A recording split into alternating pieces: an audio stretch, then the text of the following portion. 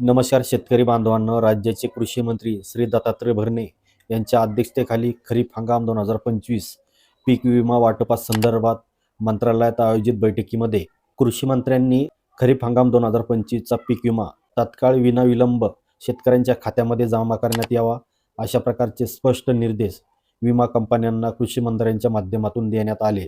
या बैठकीमध्ये कशा प्रकारची माहिती देण्यात आली याबद्दल आपण या व्हिडिओच्या माध्यमातून थोडक्यात जाणून घेणार आहोत।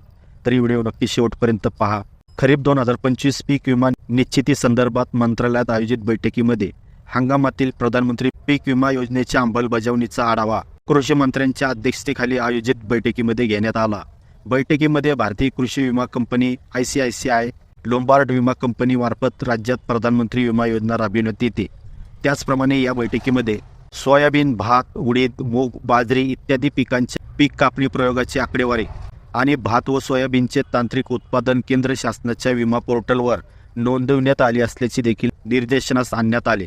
या बैठकीमध्ये कृषी मंत्री यांनी उपलब्ध आकडेवारीनुसार तत्काळ कारवाई करून नुकसान भरपाई निश्चित करावी आणि ती कोणताही विलंब न करता थेट शेतकऱ्यांच्या खात्यात जमा करावी अशा प्रकारचे स्पष्ट निर्देश कृषी मंत्र्यांनी विमा कंपन्यांना दिले।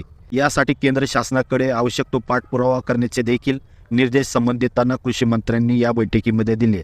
या बैठकीमध्ये कृषी विभागाच्या संबंधित अधिकारी व विमा कंपनी पदाधिकारी उपस्थित होते। ही अपडेट राज्यातील शेतकऱ्यांसाठी दिलासादायक असल्यामुळे जास्तीत जास्त शेतकऱ्यांपर्यंत ही अपडेट जरूर शेअर करा। धन्यवाद।